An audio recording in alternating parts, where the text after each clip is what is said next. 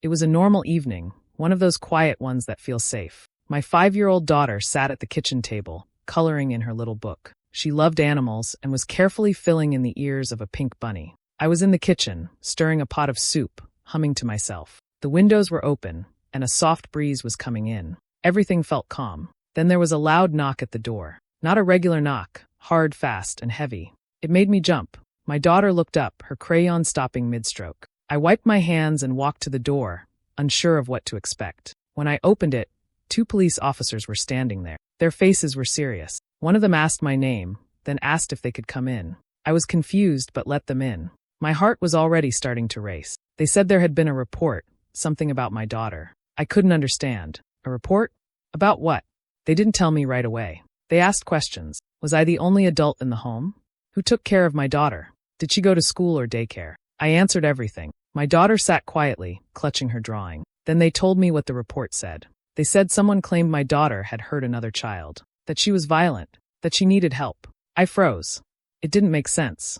My daughter had never hurt anyone. She didn't even raise her voice. She was shy, gentle, always smiling. I felt sick. They looked around the house. They asked to speak with her. I didn't want to let them, but I was scared. I didn't know my rights. I didn't want to make things worse.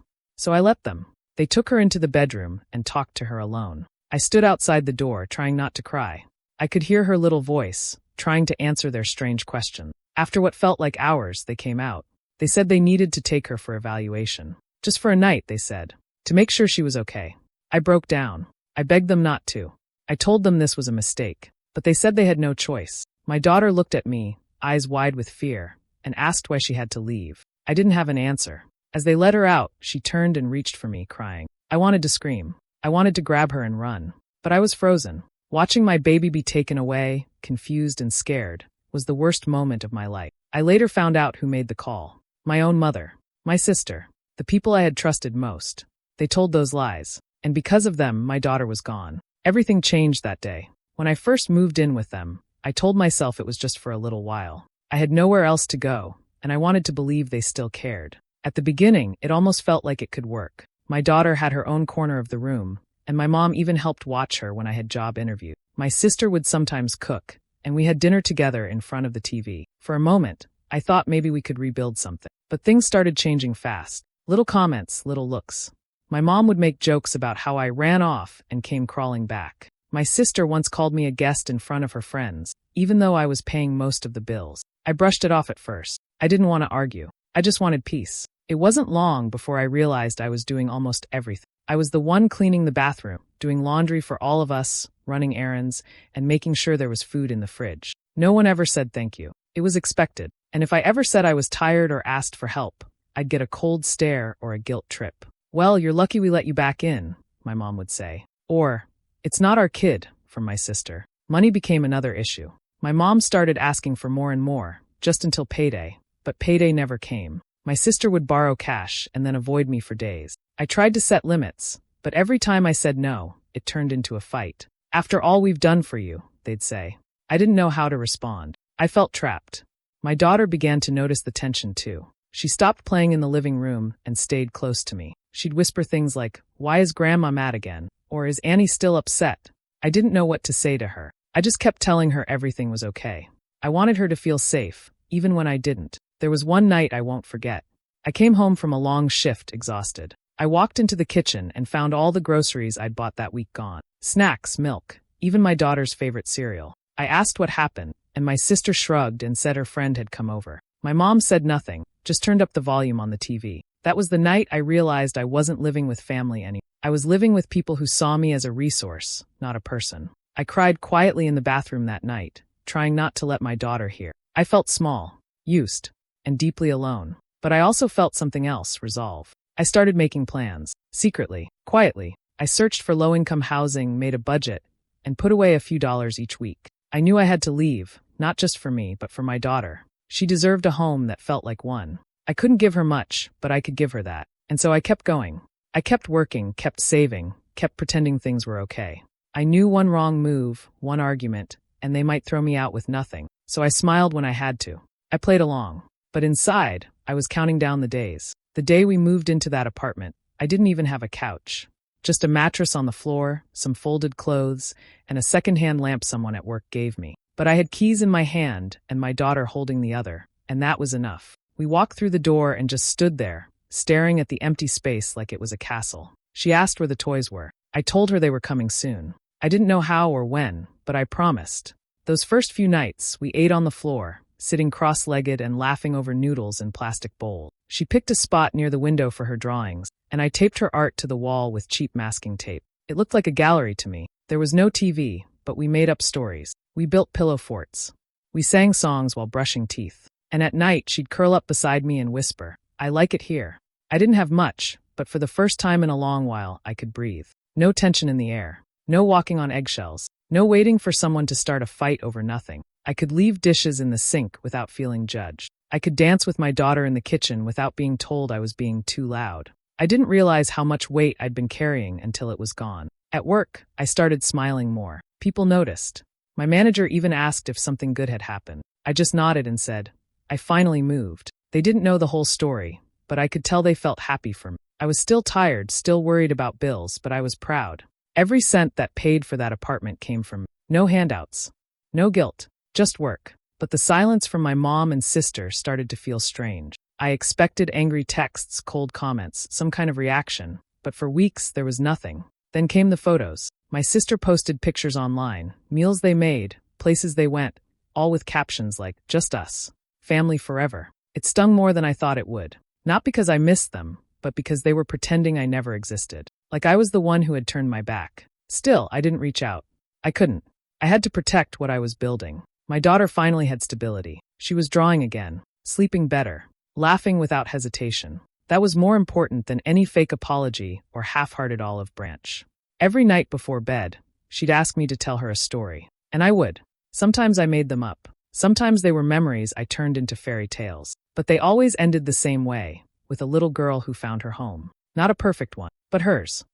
It was a Sunday afternoon when I saw their names light up on my phone. First my sister, then my mom, back to back. I hesitated before answering. It had been months since I'd heard from either of them. No messages. No check-ins. Just silence. I thought maybe they had finally moved on, found peace in their own world without me. But I was wrong. When I picked up, their voices were different. Softer, urgent, almost sweet. My mom said they were going through a rough patch. My sister mentioned something about a roommate moving out suddenly, leaving them short on rent. They didn't ask how I was. They didn't ask about my daughter. They went straight into numbers. How much they owed, how far behind they were, how the landlord was threatening to evict them. At first, I just listened. I didn't know what to say. Part of me wanted to help. Old habits. I remembered all those nights when we shared food, when I brought home groceries or paid the internet bill without a word. But things were different now. I had no cushion. I was barely staying afloat myself. My daughter had outgrown most of her clothes, and I was stretching every dollar just to keep the lights on and her lunchbox full. I told them the truth. Calmly, gently. I said I wished I could help, but I couldn't. I said I hoped they found a solution, maybe looked into rental assistance. I said I was sorry, but even as I spoke, I could feel the shift in their tone. There was a long pause. Then came the guilt. My mom reminded me how they took me in when I had nowhere else to go. My sister said I was acting like a stranger. They called me cold, ungrateful, selfish. I sat there in my tiny living room, staring at the stain on the carpet, listening to their voices grow sharper. The sadness was gone. The sweetness had vanished. I didn't yell. I didn't argue. I just said again, "I can't help right now." That was the end of it. They hung up without saying goodbye, and I knew that would be the last time I'd hear from them for a while. The next few days were quiet, but tense. I kept checking my phone, half expecting another call, an angry text, some message saying they understood. Nothing came. Instead, I started noticing strange things. A friend from my old job messaged me, asking if everything was okay. She said she'd heard something strange, something about my daughter. Then a neighbor hinted at family drama, something she'd picked up from Facebook. I didn't know what was being said, but I could feel it spreading. I hadn't even told anyone I was no longer speaking to my family. But somehow, everyone seemed to know something was wrong. Still, I kept my head down. I focused on work, on my daughter, on the simple moments that made our days worth it. I told myself maybe they were just venting. Maybe it would pass.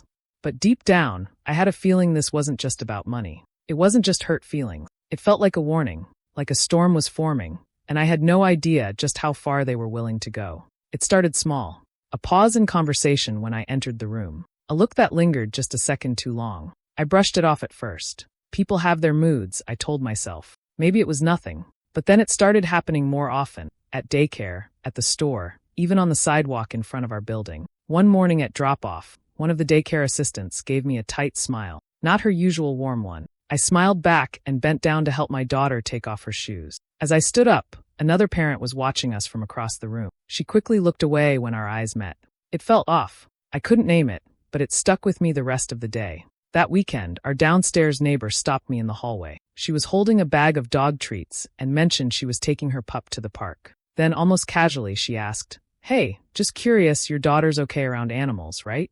I blinked. "Of course," I said. "She loves dogs." "Why?" The woman shifted her weight and laughed awkwardly. "Oh, nothing. I just heard some stuff. You know how people talk." But I didn't know. I wanted to ask more, but she was already walking away. That night, I couldn't sleep. I stared at the ceiling and went over every word she'd said. I started thinking about all the other strange moments. The hesitation, the whispering, and suddenly I understood. It was them. My mom. My sister. I don't know how I knew. I just did. The way the stories seemed to twist back to things only they would know. The little details, the way certain people at the daycare seemed to watch my daughter like she was a ticking clock. It wasn't random gossip. It was planted. Intentional. Quiet but spreading. I tried to ignore it. I told myself it would stop. That people would see the truth. But a few days later, I got a call from the daycare director. She said she wanted to talk. Her tone was polite, but there was something behind it, something careful. When we sat down in her office, she gently mentioned that a few parents had expressed concern, that they'd heard things about my daughter being aggressive, about her lashing out. I almost laughed. My daughter? The same child who cried when she accidentally stepped on a ladybug? I asked if there had been any incidents. She shook her head. Not one. But the rumors were making people nervous, she said. You know how sensitive some parents are, she added. I sat there stunned. I felt small, powerless. Later that evening, I called my mom. I didn't plan it. I just did. I asked her directly, "Are you saying things about my daughter?"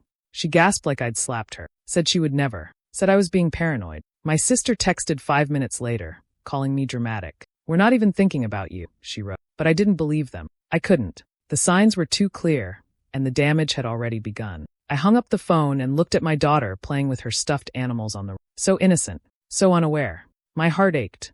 I didn't have proof. Not yet. But I could feel it. Something was building behind the scenes, slow, cruel, and meant to hurt. And the worst part was, it wasn't aimed at me. It was aimed at my little girl. It had been a long day, the kind that leaves you drained in every way. I was on the couch folding laundry while my daughter played with her dolls on the floor. The evening light filtered through the blinds, soft and golden, and for a moment, everything felt still. Then came the knock, sharp, deliberate, not like a neighbor or delivery. I froze for a second before walking to the door. 2 people stood there, holding badges. One of them introduced herself as a caseworker from Child Protective Services. Her expression was flat but polite, her voice practiced. She said she needed to come in and speak with me. My heart dropped into my stomach. I remember nodding, not even understanding why. I stepped aside and let them in, my hands already starting to shake. They didn't waste time. They told me they had received a report. An anonymous tip. Someone said my daughter had been showing dangerous behavior toward other children, that she might be a risk to herself or others. I remember blinking at them, trying to make sense of the words. My daughter? The same child who cried if I raised my voice even slightly? They said it was standard procedure. They had to ask questions. They had to see her room. They had to check for signs of neglect or unsafe conditions. I watched them walk around our apartment, our tiny, clean, lived-in space, taking notes like they were searching for something to confirm what they already believed. Then they asked to speak to my daughter. Alone. I hesitated. I wanted to say no. I wanted to scream. But I didn't know what would happen if I refused. So I said yes. I sat on the edge of the couch, staring at the closed bedroom door, while my daughter talked to strangers who thought she might be dangerous. It felt like the walls were getting smaller with every minute. When they came out, they asked to take photos of her. Her arms, her back, her legs. Just to rule things out, they said. My daughter looked confused and embarrassed. I stood there, unable to move, barely able to breathe. Every part of me wanted to shield her, but I didn't know what I was allowed to do. After it was over, they gave me a paper and said someone would follow up. They said I was cooperative, and that things looked okay for now. Then they left, just like that. No apology. No reassurance. Just the echo of doubt hanging in the air. I locked the door behind them and sank to the floor. My daughter asked if she did something wrong. I told her no. I told her she was perfect, but I couldn't stop shaking. Even without evidence, I knew who had done it. And I knew this was just the beginning. One evening, the kind where everything feels calm without trying, we had just finished dinner. My daughter was on the floor by the coffee table, drawing with the few colored pencils she had left. She was working on a picture of a bunny wearing a crown. I watched her for a moment while rinsing plates in the sink, the sound of water and the soft scratch of pencil on paper mixing like music. The sun was setting outside, and the orange light cast long shadows across the floor. Then came a knock. Not frantic, not loud, just firm, measured, enough to freeze my hands mid-rinse. I looked toward the door, hoping maybe it was a package or a neighbor needing something small. But when I opened it, 2 police officers stood there, both in uniform, serious but not hostile. My heart dropped before they even said a word. They asked if they could come in. I stepped back, already feeling the walls tighten. My daughter looked up from the floor and smiled politely, used to me having conversations with adults. One of the officers crouched down and gently asked her name. She answered softly, still clutching her drawing. He stood up and looked at me. "We received a report," he said, "about an incident involving your daughter and another child in the building." I didn't move. My voice didn't work right away. "What kind of incident?" I finally managed. He explained. "A neighbor claimed my daughter had stabbed their child with a pencil earlier that day in the hallway, that she had done it on purpose, that the other child had a mark on their arm." The report described it as concerning behavior. I stood there, blinking. "She hasn't even been outside," I said. "She's been drawing all evening. She's 5. The officers didn't accuse me, but they didn't brush it off either. They explained that, because of a prior report, one they were required to take into account, they had no choice but to act. They were here to take her for a psychiatric evaluation. Not jail, they said. Not punishment. Just a review. It's temporary, they added, like that would make it better. I wanted to scream. My daughter looked between us, confused, then worried. When they explained it to her, as gently as they could, she backed away and clutched my leg. "I didn't do anything," she said, her eyes filled with tears. "I was just drawing." I knelt down and held her face in my hand. I told her it would be okay, even though I didn't believe it. She begged me not to let them take her. I begged too, with my eyes, with my voice, with every ounce of quiet desperation I could manage without breaking. But rules are rules, and they took her anyway. She left crying. I stood there, arms still open, as the door closed behind them. The apartment felt too quiet, too empty, too wrong. And I stood in that silence, knowing that something had shifted forever. I sat in the courtroom. My hands were folded tightly in my lap, but they wouldn't stop trembling. My daughter wasn't with me. She was still under evaluation, still caught in a system I never thought we'd fall into. I kept thinking about her stuffed bunny at home, the one she never slept without.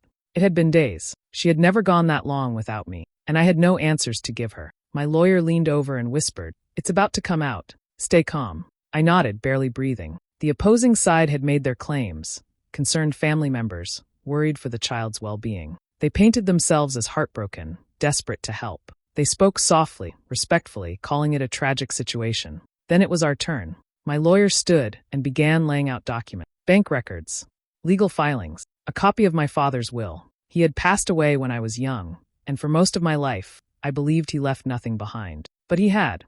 A trust fund, one meant solely for my daughter. It had been set up in her name, to be accessed only when she turned 18, or earlier, but only under strict conditions. Conditions like custody changes, or if she became a ward of the state. If I lost her, for any reason, the trust would be restructured, and the beneficiaries would shift. Next in line, my mother and sister. I remember staring straight ahead, not blinking, not moving. Every piece of the puzzle clicked into place. The fake reports, the rumors, the careful choice of words, the timing.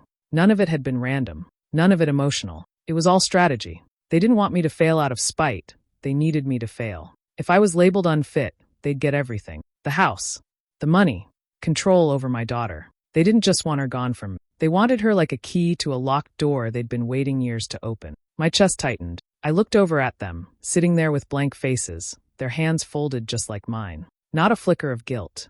Not a twitch of discomfort. Just stillness. The judge took in the evidence slowly, silently. My lawyer's voice remained steady, laying out every step they had taken to push me toward collapse. It was all there, too clean, too connected. And the moment it all came together, I felt something inside me break loose.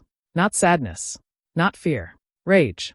This wasn't about family. This wasn't about concern. They had put my daughter through interviews, medical checks, emotional chaos.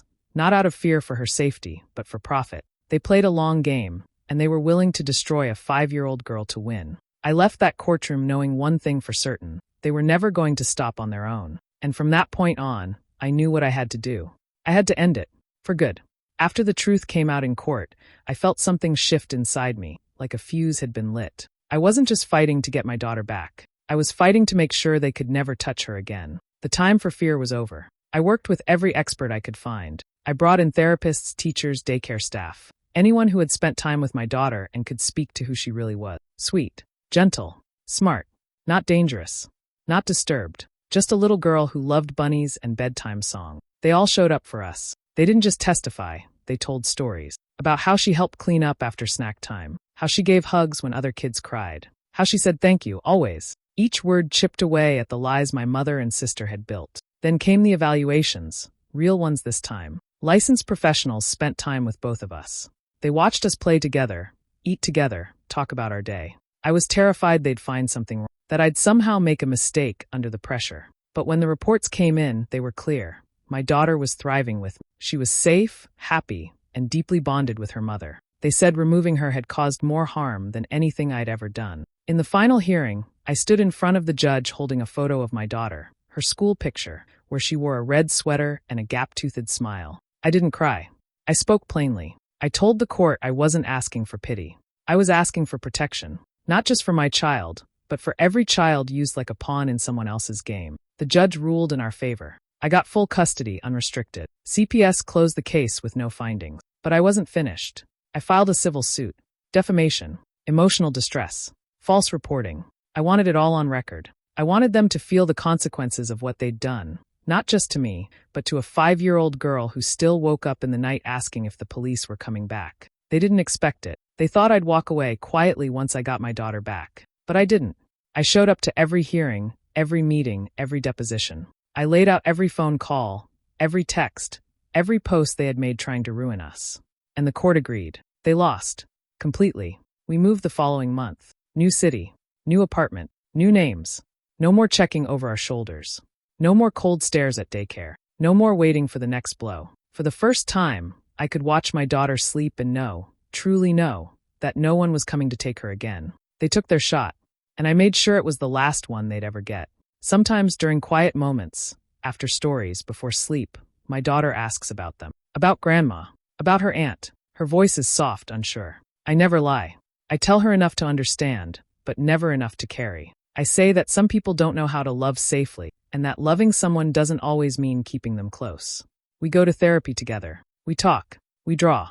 She's learning that feelings aren't bad things, just things we carry gently until we're ready to set them down. I'm learning too.